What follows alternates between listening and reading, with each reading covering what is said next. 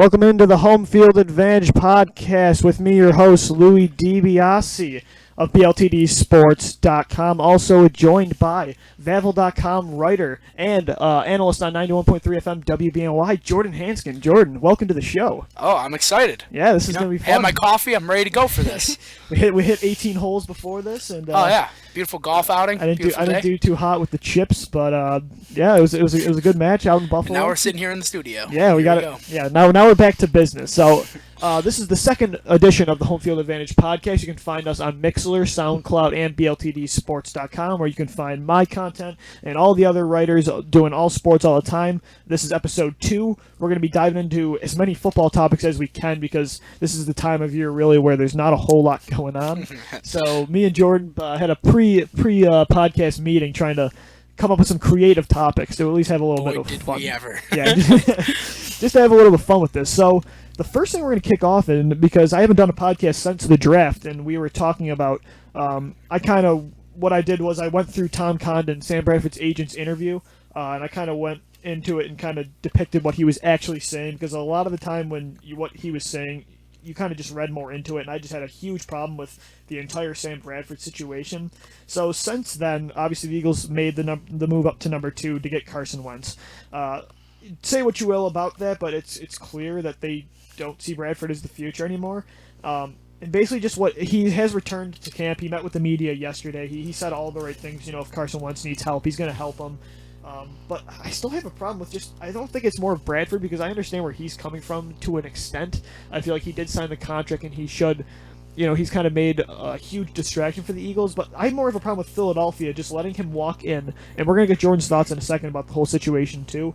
I'm not going to just, go back and analyze the entire situation, but I have a problem now with having Bradford walk in after missing 2 weeks and just automatically regaining the leadership role and just commanding the huddle and being the starter unquestionable, because Carson Wentz has already been showing some good things in OTAs, and people are saying he's coming along faster, and Chase Daniels already knows the offense. So I just have a problem with him walking in after creating such a ruckus and just being handed the starting job. And I feel like now the 2016 season for Philadelphia, with Bradford starting, is utterly useless. Besides the development of Wentz on the bench, it's like even if you make the playoffs, well, odds are you're going to win the division. You're going to play Seattle as the 5th seed or Minnesota as the 6th. And it's like, what does that do after one and done? It doesn't. You're not having Wentz play with the team and grow with them as the Eagles are one of the youngest teams in the NFL.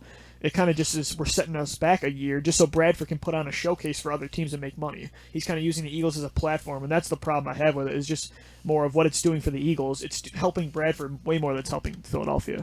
Jordan, what do you think about the Bradford situation? Is he in the wrong here? Because a lot of fans are angry at him all over social media.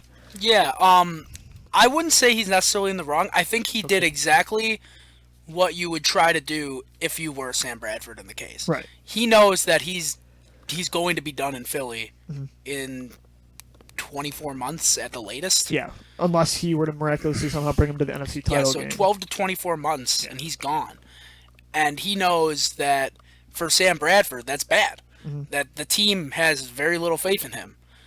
So he decided that I'm going to try to pin them into a corner to make them trade me. And, of course, it didn't work out the way he wanted to. And now he's kind of just backtracking. Right. I think it was good for him to come back and say everything that he said. I actually do believe that that's what he believes. Everything that he said in that press conference, I think he believes that. Yeah, the only thing... He just said it in a nicer way because he doesn't want to anger anyone any further. He's still angry. Oh, yeah. I don't think he wants to be there still. Yeah. I think he's putting on a brave face because there was no trade market. And if I were him, I'd be angry with the agent, because I think they knew before free agency started that there wasn't going to be a huge market for him, and where they could make the most money was staying with Philadelphia. So he signed a contract a few days before he could even hit the open market. So I feel like Condon misread the situation horribly, knowing there wasn't a huge market. He was on the Rich Eisen podcast, and he was talking about with Rich about how they were trying to get to Denver, and that was a huge but it was really the only case scenario, and they had to know that Philadelphia was going to be asking for the farm because they're paying them over $40 million. So I don't know. I just the quote that I was mainly looking at was the one where he said, "I'm not completely naive. Yes. If the organization made a move to number 2, you realize that at some point it's not going to be my team." Yeah, and which is absolutely accurate, and he's using this as, if this isn't going to be motivating to him, then I don't know what his deal is. This is the first time he's ever it's just besides an injury, like he hasn't really been in a comfortable situation. And you say like they're just handing it to him. They are. That's what they're saying. But he didn't. I don't think he played so badly that he doesn't deserve to be a starter anymore. But he also didn't you're definitely right on that point because he did have a career year with Chip Kelly last year. He went 7-7 in the 14 games he played, but at the same time, he's talking about the press conference. Oh, I was hoping to come in, sign that 2-year deal, and then play better enough to set myself for another one. Well, man, that's not how it works sometimes. Like the team has other interests in mind. They don't want to wait, do that. I think it's a matter of two sides, and I understand where Bradford's coming from, but he wants his cake and he wants to eat it too. He wants to be there long term, but it's not going to happen at this point. I just feel like it might be like a situation in Seattle when they paid Matt Flynn a lot of money, but then during the summer, Russell Wilson just outplayed everybody, and they had no choice but to put him in. And I feel like I'm not sure if that's going to happen with Wentz because he has a long way to go still, like Doug Peterson said yesterday. But if he's outshining Bradford, even if they keep him in, the fans are going to be calling for him early on in the season. Oh yeah, he's going to be playing with a short lease, at least according to the fans. Yeah, he's going to get booed off the field if they go 3-and-out first drive. The problem is though, Carson's not even going to be second up. It's going to be Chase Daniel. I think that's actually not bad for Philadelphia. I think the best thing for Philadelphia as compared to the Rams is that they are keeping Wentz off the field.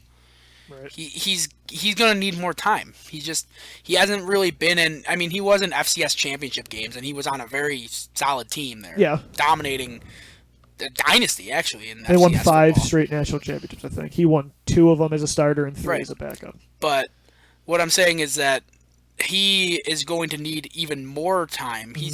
I don't think he doesn't seem as ready as Flacco because Flacco's he's a big guy. He's going to be more NFL ready than a Carson Wentz. I mean, Wentz is 6'6" though. Okay. But yeah, Flacco's got. I don't know. It just seemed to me like I remember Flacco coming into the NFL, and I see Wentz coming into the NFL. Right. It just seemed like more Flacco flaws. just seemed more NFL prototype. Wentz has a bit more rawness to his game. Okay, and I see where you're coming from. Higher ceiling though. Yeah, he played in a pro-style system in North Dakota State. Mayock had him as his number 1 ranked prospect, despite just being a quarterback. He had him as the number 1. He loved that guy. And I think that, he's a very intelligent quarterback, and I think that the process is going to be sped up a lot more. And that's why I think the Eagles are eventually this season, or, sooner than later, they're going to be put in a corner, and they're going to be like, eventually, we got to play this guy, so. All right, so I think that's going to do it for the Bradford Carson Wentz talk and the Philadelphia situation. It's got me riled up for the past month or so. It hasn't really let me enjoy the whole Wentz process because I was kind of hoping Bradford. I was okay with him being requesting the trade. I was kind of hoping he was going to leave town because I want to see the process. See, I still think he's the best quarterback you guys have. But yeah, he is, but I understand where the expectations are for Philadelphia this season anyway, and I don't think they're going to be as competitive as some people think in Philadelphia. So I would just rather speed it up and let him grow. Or even rather see Chase Daniel. Because to see what he has. Yeah, exactly. He's only ever started 2 games in his entire career. He has one game against San Diego 2 years ago in Week 17. So. Yeah, that's enough Eagles talk now, though. I think we're going to move on to some fantasy football talk because that's what this time of year is. This was your brainchild. This was my brainchild. I wanted to talk some fantasy. There's up until training camp, there's going to be nothing going on. So this is when fantasy owners start to, the rankings are coming out from ESPN and NFL.com. People are starting to get ready for keeper leagues like ours. This is diehard fantasy football. Yeah, this time. Is diehard. Our league, we already made our schedule and everything. We're ready to go. I'm still stunned, but yeah. I've been draft prepping for a few weeks now. I'm ready to go. What was your record last year? Yeah, 5-8, buddy. Talk it up. But we're going to talk about how the draft actually impacted fantasy football because there's a lot of situations from each team that the draft helped some players for their value this season, and there were some that were hurt, definitely. So we're each going to give 2 players that were helped by the draft and 2 that were hurt. Jordan, give me your first help. First person helped is actually a draftee. Okay. Ezekiel Elliott. Of course. Getting drafted into arguably the best spot for a rookie running back. Yeah, it's pretty hard to argue it. yeah, the best line. Ezekiel Elliott could possibly be a sleeper number 1 pick in even non-keeper leagues. True. So I think Ezekiel Elliott is definitely the biggest helped player. He's been ranked in the NFL as high as 4 on a lot of rankings, and when you saw what DeMarco Murray did 2 years ago, it's pretty obvious. And he's, to me, an upgrade. And even in the receiving game, too, he's a 3-down running back. Yeah, and in keeper leagues, he's probably unanimous number 1. Exactly. And I don't think people have to be concerned about Alfred Morris and Darren McFadden, who I'll talk about in a second. The first player that I thought was helped was Jay Ajayi of the Miami Dolphins. The only guy that the Dolphins drafted at running back was in the 3rd round. They drafted Kenyon Drake, the running back out of Alabama, the backup to Derrick Henry. He's more of a 3rd-down running back that's going to be used in the receiving game, and I think this complements Ajayi perfectly. And I think this is the Dolphins. We're doing this on purpose because Ajayi's a 2-down, like a hard-nosed runner in between the tackles. He impressed me and as an Eagles fan, watching him dismantle us. Week 10, I believe it was. I really like what Ajayi brings to the table. I think he's going to be a high-end flex, low-end running back too, and not drafting a guy, not going up to try to get Elliott, not drafting one of the more, complete running backs, and more of drafting Drake. I think this helps Ajayi a great deal. So that's my first help. Who's your second guy that was helped out by the draft? Now, this guy was really big for me in my fantasy football year. He was like a surprise tight end, came out of nowhere, and I think he was helped by the Browns drafting a receiver early, and it's Gary Barnidge. Yep. I think that he will have so much more space. He was getting covered a lot at the end of the year, like double. He was drawing a lot of players because he was really their only playmaker out there. Entire season. Yeah. I mean, they had Andrew Hawkins as the number 1 receiver. And I think he showed enough to show at least RG3 coming in that this guy is a guy that you should look for a lot. He'll be their first and target. this wide receiver was it Coleman, right? Yeah, Coleman. He's gonna be able to draw vertically the safeties away from Barnidge and allow Barnidge to make a lot of 10-yard routes, which is where he made his money. Okay, yeah, and I agree with that. He had a lot of success with Josh McCown. Maybe he had a lot of success with both quarterbacks last year. Yeah, that's a good point. So Barnidge was your second. My second guy that was helped out by the draft was Teddy Bridgewater. This is a guy that only threw 14 touchdowns last year. He didn't really take that next step that I and many NFL analysts were expecting him to. I think this year when they drafted Laquan Treadwell out of Ole Miss at 23, I thought that was huge. To me, he was the best receiver in the draft, and he was taken as the 4th receiver behind Corey Coleman, Will Fuller, and Josh Doxson out of TCU. I think that Treadwell's, to me, the most complete receiver. Is going to finally give Bridgewater a legitimate number 1 option. Him and Stephon Diggs together, and letting Teddy Bridgewater have, more responsibility in the offense. I know Peterson's there, but I think that they're going to have him have an increased role, especially in a new stadium, which will be indoors. It's going to help Bridgewater immensely. So I thought this entire offseason was really a big one for Bridgewater, and this 3rd year for him is going to be the one where he has to step up. And I think that fantasy owners should keep a very close eye on the situation in Minnesota. So now, who was hurt? Hansgen. Jordan. First person that was hurt, the Buffalo Bills did not draft a playmaker besides Jonathan Williams. Right, in the 5th round. In the 5th round, who's more of a power running back. Yeah. I think Tyrod Taylor was hurt a little bit. Not necessarily by any loss, but mainly just because the Bills didn't add anything to him. You want Tyrod to make that next step. If you're, as a fantasy owner, you want to see him have more weapons. He was more of a second quarterback at the end of the year. Right. And I think that he just got hurt a little bit by the Bills' lack of playmaking. Do you think that him being in a contract year is going to help him or hurt him? I think it should help him. He seems like a guy that thrives under the pressure. I've seen a lot of good play from him in the 4th quarter.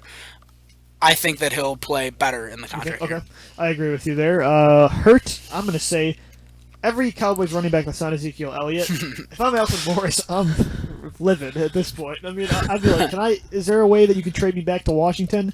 He should have known that was a possibility. I know. But, man, him and McFadden both, like a lot of people are saying, it's going to be a timeshare between those two. I don't think so. When you take a guy 4th overall with the skill level of Elliott and how great he is even in the pass blocking aspect of it, he's a 3-down back. I'm sorry, but like Morris, you're going to be using specific situations just to relieve Elliott, and same with McFadden. I don't think either one of these guys are going to see the field much at all this season. So I thought they were both hurt tremendously because Morris would have been a very intriguing player to take for fantasy owners, maybe even as high as low bottom first round, high second round because of how good that. It's like an 8-round drop. It absolutely is going to be. I said the Cowboys running backs are going to be hurt. I said the Cowboys run. Who was your second guy that was hurt by the draft? Who was your second guy that was hurt by the draft? Who was your second guy that was hurt by the draft? Who was your second guy that was hurt by the draft in the entire offseason?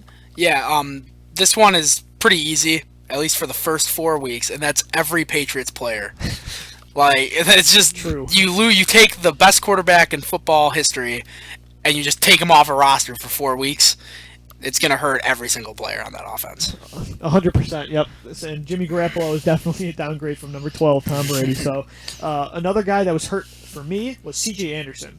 I could say the entire Broncos offense just because of what they have at quarterback, Mark Sanchez, but Anderson... He could be an upgrade from Peyton, though. He will be. And then eventually Paxton Lynch, who I've talked about in the past how much I like him. But Anderson was paid a lot of money in free agency after the Broncos matched the Dolphins' offer.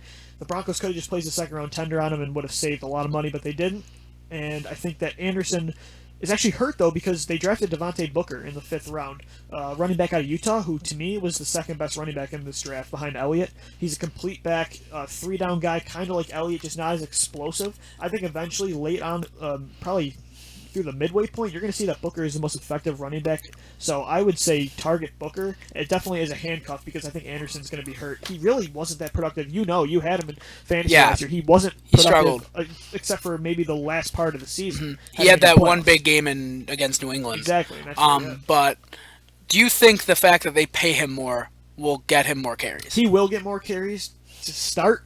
But then again, like I said, though, if Anderson is struggling like he did for much of last year, Ronnie Hillman's not going to be the second guy anymore. It's going to be Booker, and I think that they're going to see that he's the most efficient guy, and when they're going to be struggling to throw the football because of Mark Sanchez or whoever's playing quarterback there, they're going to have to turn to their running game. So I think no matter what, Booker's going to be effective, but, man, Anderson was not helped out by that situation at all. So yeah.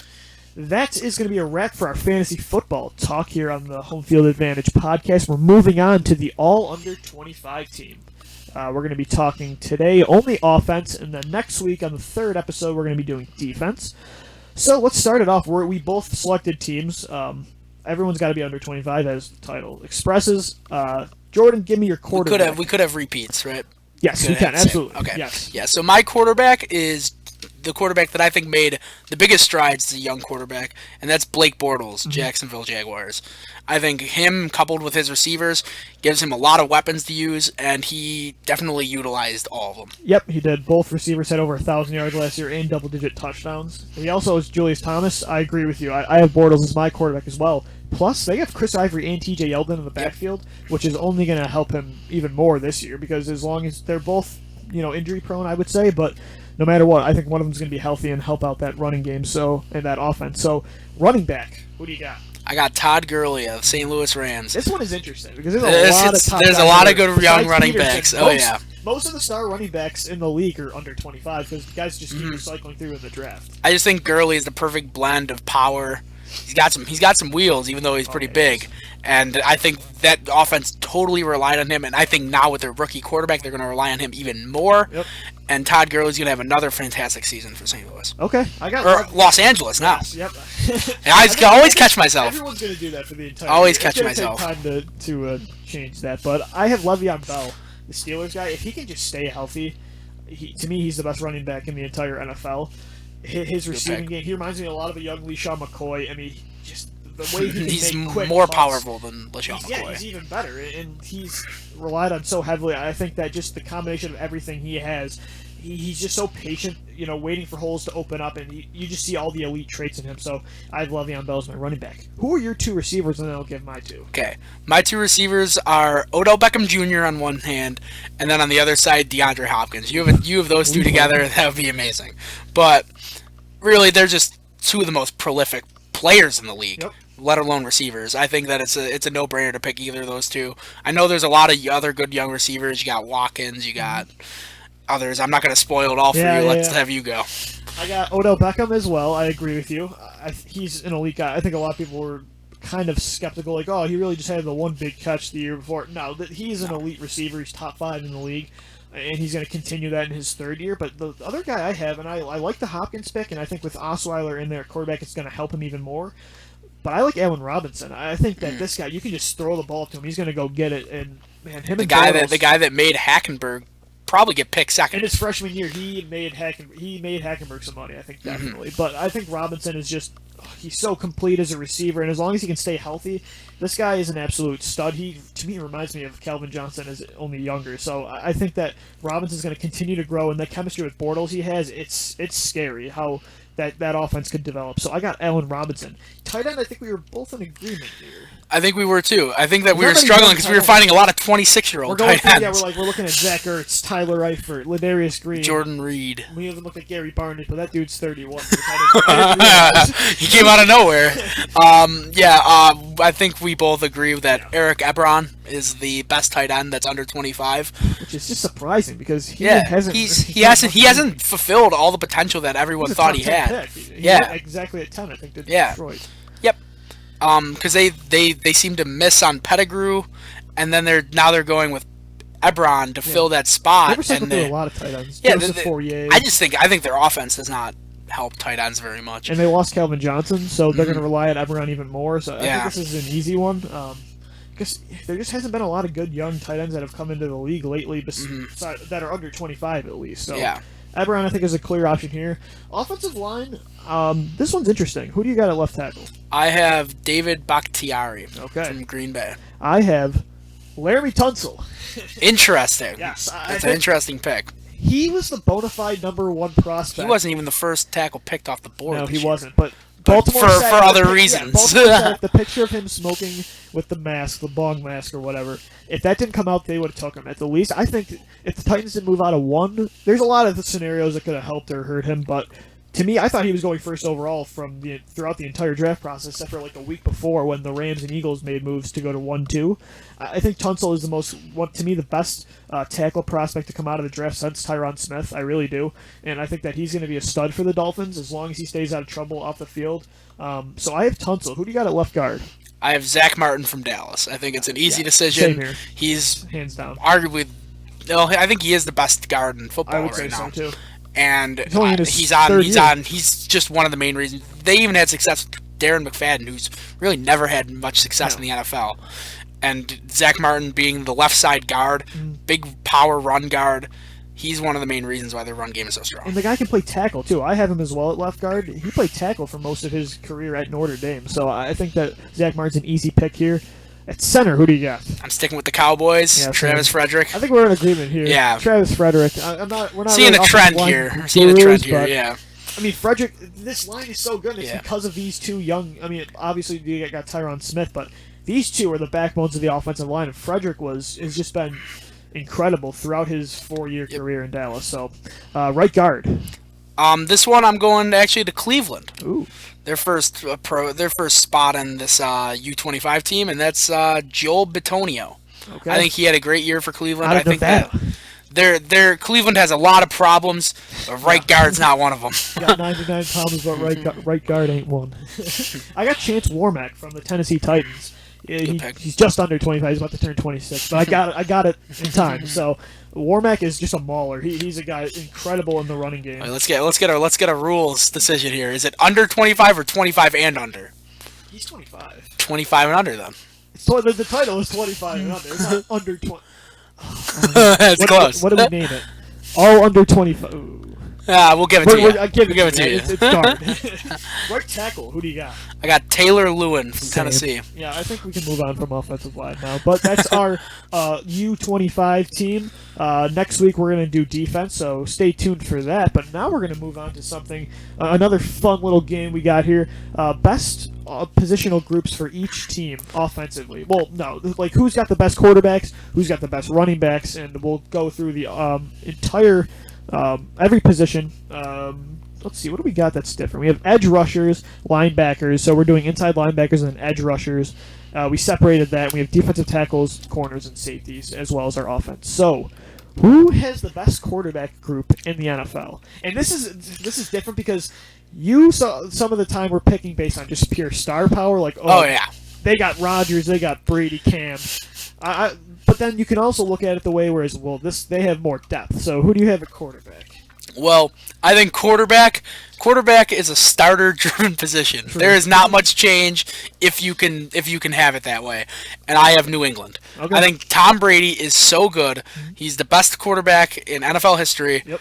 He is the sole reason why that team is always so dominant. Tom Brady, number one. And I also think if we are going depth, I'm not saying Garoppolo is like the greatest backup, but I think Jacoby Brissett was actually not a bad pick for New England. I think he has a lot of potential. I think he could actually be better than Jimmy Garoppolo in his career. It's hard to argue with that. I was a bit skeptical just based on who else was left on the board, but he does have a lot of upside. My quarterback group that I think is the most not the most complete, but it's the deepest, is the Philadelphia Eagles. You got Bradford there, you have Chase Daniels, and you have Carson Wentz. I think those three combined equals to me the deepest out of all three positions. I'm not going based on starters because obviously I've been clear that I don't buy Bradford at all as a legitimate starter in the NFL. But I think combined those three guys make for an interesting group. So I have them as my quarterback group. Who do you got at running back? I have my favorite team, the Buffalo Bills. All right. I think that their running back depth is ridiculous. They have LaShawn McCoy. If Carlos Williams is healthy, he's arguably the best backup running back in the NFL. Yeah. And then you have. Then I thought Jonathan Williams was actually my second running back in this year's draft. I think that he only got hurt because he got literally hurt in his senior year, and he lost a lot of steps that way. And I actually thought Michael Gillislee had a great end of the season. I think the Buffalo Bills have 4 great running backs. I have Dallas.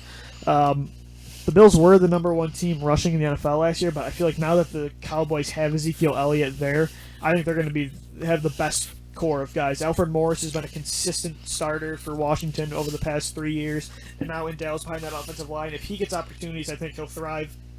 And even Darren McFadden, like you said earlier, he showed a lot of things last year as the starter for the most part. As long as, barring that they all stay healthy, I think this is a scary group of guys. Fullback we did, and we both picked Buffalo because I think they're the only team that carries a fullback. They actually have 2 decent fullbacks. And one's Baby Gronk. Yep. So we'll see what Baby Gronk can do at a position that is not utilized anymore in the NFL. We'll check off the list that we talked about fullback. We don't have to do that for the rest of the year. So sad that fullback is not being used in the NFL anymore. Is it sad? I'm okay with it. You like that? I like the power eye. Yeah. Okay. Receivers. Who do you get? Who has? I have the Jacksonville Jaguars. I think you might too. Yeah. Allen Robinson and Allen Hurns. They're so young, so good. Both had 1,000 yards last year.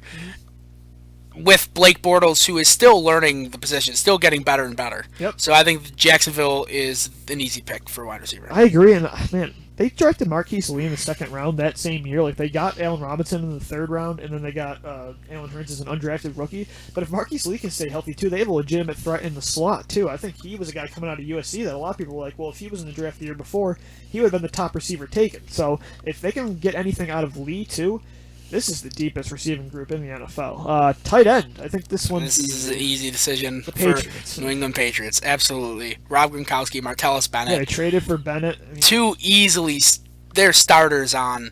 Gronk's the best tight end in football, and Martellus Bennett would probably start on over 20 teams. At least. Yeah. So this one's pretty easy. They don't have Chandler anymore, do they? Scott Chandler, I think he's out. Yeah. Yeah. Okay. I think that's why Martellus Bennett is in. True. Offensive line, this is another easy one, right? Oh, it's Dallas. It's Dallas. Yeah, I don't even think we even need to talk about it since we talked about them so much. You got our 2 under 25 guys and Tyron Smith. Yeah. Easy decision. And they also drafted they got La'el Collins, who was a first-round prospect, but until that whole murder case came out where they just wanted to talk to him, every GM got scared and didn't even talk and to him. he goes undrafted and gets drafted by the best offensive. And now he's going to be a stud eventually when he takes over for Doug Free in at least a year. I think he'll compete for the job this year. So that's even deep. I mean, they have to have a guy like Collins who's not even starting. So defensive tackle, what do you have? I have the Houston Texans. And that, I don't even know about their depth really that much, but J.J. Watt is just enough to this get one's me just based Texans. on star power, huh? Yep, it's a star power position for me. I did the opposite. I picked Carolina, and they drafted 2 guys in 2014 that are just absolute studs, in Starla Tulele and K'Wan Short. Those guys have just been the backbone of that defense. You know, you got those linebackers behind them, but man, these 2 other guys, just everyone around that defense has benefited off them. And then they drafted in the first round Vernon Butler out of Louisiana Tech, who's just a menace. He's going to come in there and he's going to rotate in with those guys, and I think they're just the most complete team at defensive tackle. So, edge rusher, I think we were unanimous with this one that it's Denver. Absolutely. Von Miller, DeMarcus Ware. What can you say? I mean, they won the Super Bowl for Denver. Oh, yeah. Cam Newton was always being chased. It was just really a unpleasant, terrible day for him. Yeah, that wasn't fun. And it wasn't fun for us to watch either, really. I didn't enjoy it. I loved it. Yeah. Linebackers inside. I'm going to take the other Super Bowl team and go with Carolina. I think this is another easy decision. There's a lot of Luke Kuechly and Thomas Davis. And they drafted Shaq Thompson in the first round last year, and he was pretty steady, too, when he came in. So this is an easy one. I think we're in agreement and carry cornerback, too. The Broncos We're flipping back to Denver. Put Chris Harris.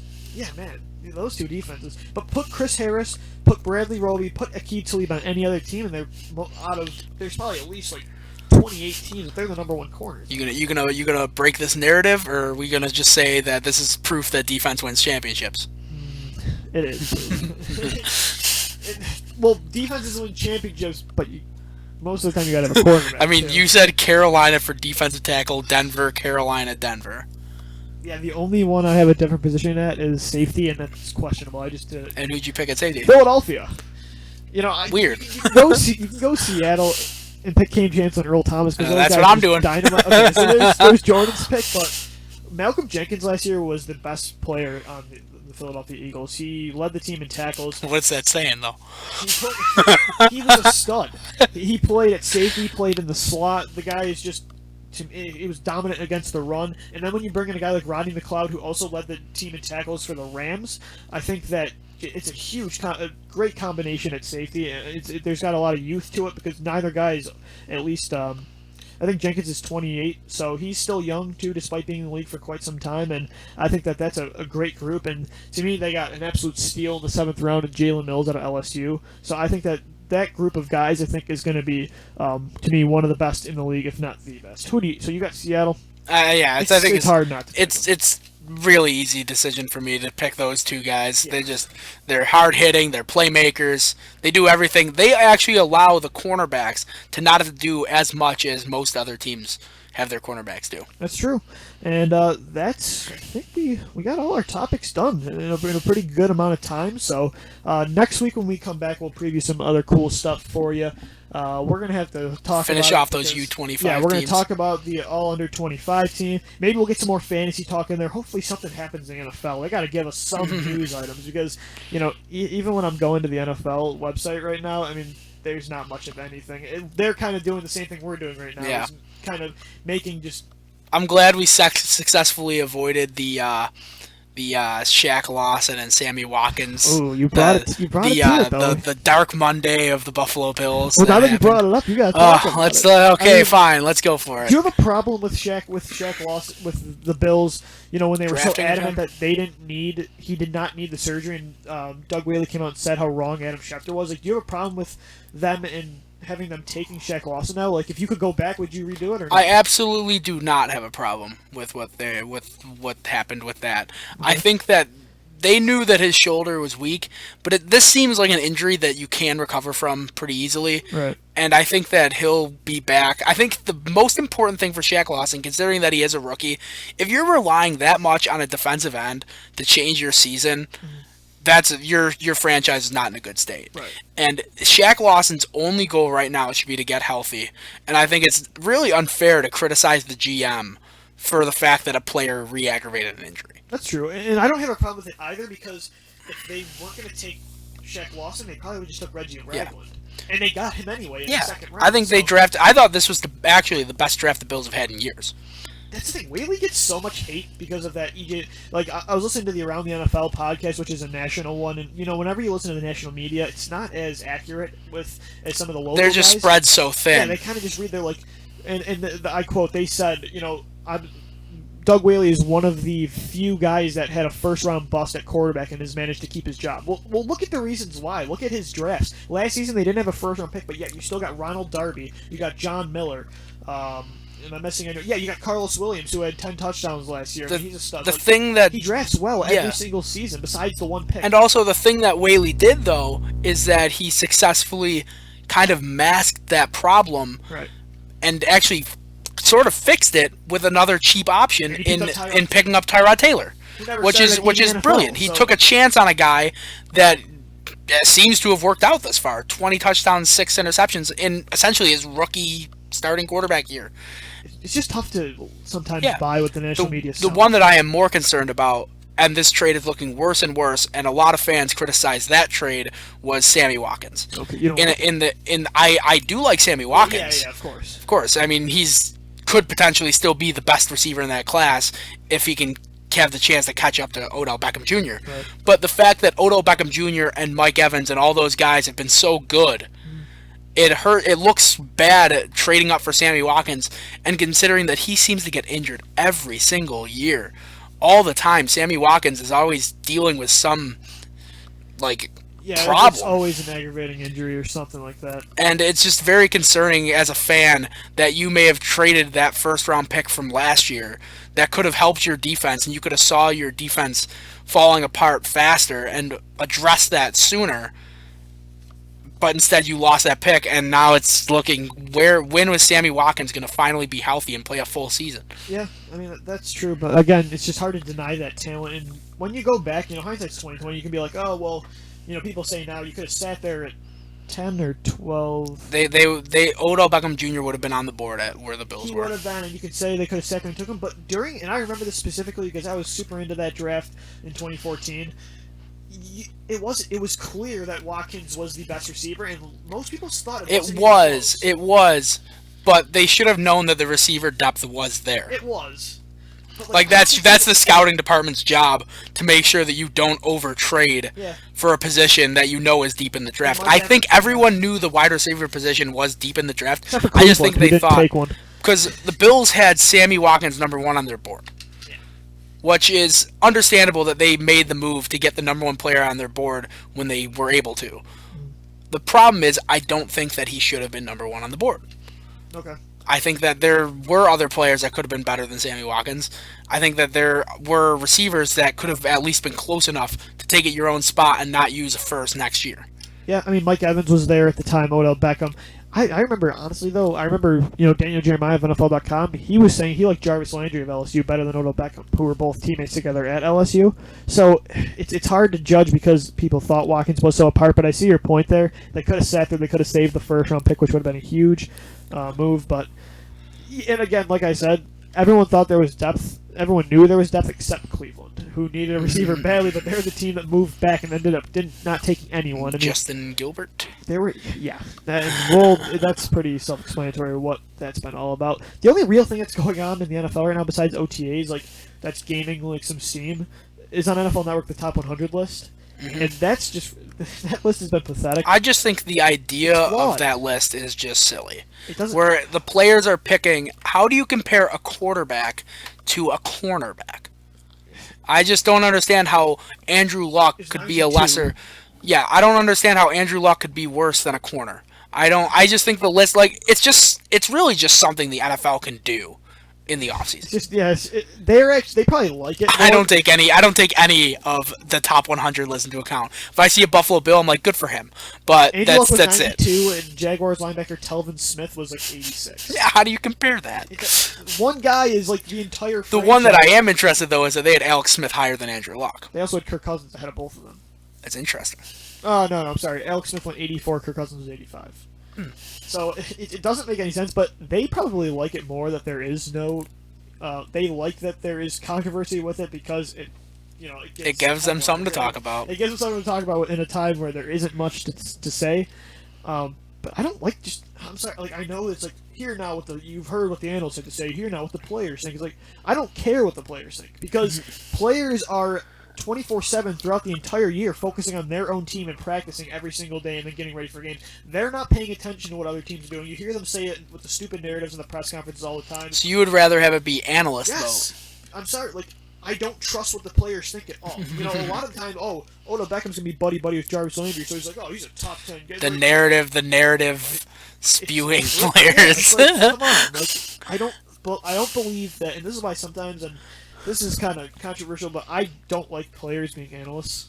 I mean, Interesting. There's a place to have it with the X's and O's part. We got another thing to talk about today. So, it's a thing that I have a problem with because it's a pet peeve. Yeah, I understand their role in it because there is a time when you need to talk about the X's and O's, and only a player would understand what happens in the locker room and stuff. But half the time, I feel like the players are just talking like a player that only they would understand, and I feel like you're trying to appeal to the audience, and I feel like sometimes you should be talking almost like a fan so they can relate with it. Also, players are like this elite fraternity of guys, so you rarely hear them say bad things about other players. Exactly. They're really lax in criticizing. They really hate doing it. And I don't, like I just said about the players now, I don't believe that. I mean, Ray Lewis, when he was on ESPN, he recently got fired, but I don't believe that when... And let go. Yeah, let go. He was replaced. I don't buy their opinion because they haven't been doing it. They've just, for years, I mean, Ray Lewis played for, 15 years? I mean, I just don't believe that they're in... I trust other people's opinions. Also, with X's and O's, you'd probably rather have a coach than rather have a player. Yeah, probably. But almost 100%. And I just feel like players... And I'm not saying they can't talk, because a lot of them are very good at what they do. I think Kurt Warner is awesome on NFL Network for the most part. Sometimes he mostly only talks... That's another thing. They only talk about the position they played with. Yeah. NFL Network, you go down the line, it's like, all right, Kurt Warner, what do you have to say? It's all about the quarterbacks. And it's like, all right, Michael Irvin. It's all receiver. It's like, all right, there's just so many... They need to run the ball more, says LaDainian Tomlinson and Maurice Jones-Drew. And there's analysts and guys that have gone to school for this for 4 years and have been doing it their entire lives, and I just think that on TV too, a lot of the time they just sound more professional and fluent with it. I think I'm a little bit less avid about this than you are. I think that there is a time and place for when you need to hear the players. Yeah, I just don't think they have such an increased role. I think the shows where it's just all players and a moderator is it's tough to hear because you like having the conflicting views. You like having the voice of the fan, the voice of the coach, and the voice of the player. As much as you hate guys like Skip Bayless and stuff like that, they know how to appeal to the audience, and they know how to they know how to make a good show. Interesting topics. Man, you just go through these 4 former players, and they're trained to say nothing. In their press conferences throughout their entire career, they're trained to give these stupid little remarks. The narratives. Don't have any weight at all. And then a lot of the time they carry it over to TV post-career. And I have a problem with it. We had a good practice. We ran through all the plays. It's like, I gave 110% out there. 110%. The coach is like, this guy's... We left it all on the field. The first one in, the last one out. It's like, enough. It's just been a problem. Could you imagine if they did post-game interviews of fans after every game? I don't did think the same thing. Do you imagine? Yeah, no, but could you imagine what they would say of the teams?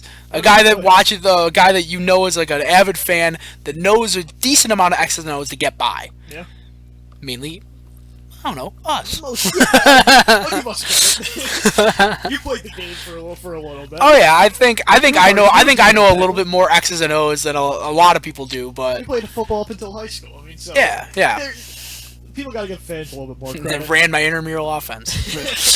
QB, you drew up the O. I played wide receiver, but I was calling plays. Some fans just on the radio, when they call in, they don't represent most of them because some of them are just like, "What did you just say?" So, yeah. I guess it goes both ways. But that was just kind of a pet peeve, and I guess I used this podcast to vent about it. We'll see if you did. We'll see if it gains any traction. But I think that'll wrap it up for our second Home Field Advantage podcast here on BLTD Sports Better Live Than Dead. Follow me on Twitter at DB Sports Talk, unless you don't like the Eagles, because mostly I retweet Eagles stuff, but you can find my stuff there. You can find my stuff on BLTDsports.com. Also, tune in. Both me and Jordan Hansgen are on at 4 o'clock for the Buffalo Blitz, and at 6 for the NFL offseason on 91.3 FM WBNY Buffalo. Jordan, where can they find your stuff? Yeah, you can find me at jhansgen. Vavel.com. Well, yeah, you can look on Vavel.com for my writing, and also I'll be tweeting it at jhansgenvavel. Same thing, make it easy. Yeah. But I normally talk a lot about the Bills, Sabres. I mean, I know that it's not a hockey show, but you get it. Yeah, I'm going to talk more about the Bills. Yeah. Right now, I'm not going to be talking as much about the Bills, but hit me up with a follow anyway. It'll be It'll be worth your Yeah, time. BLTD Sports is an all-sports website, so the fans hopefully will appeal to both. Yeah. But, yeah, that's going to do it. We'll be back next week. We're going to try to be a little bit more consistent now that the school year is over for all of us. So thanks for coming in, and we'll be back next week. Again, find us on Mixler.com, find us on SoundCloud, and, of course, BLTDsports.com. You've been listening to a BLTD Sports production. For more great podcasts and articles, log on to BLTDsports.com or follow us at BLTD Sports.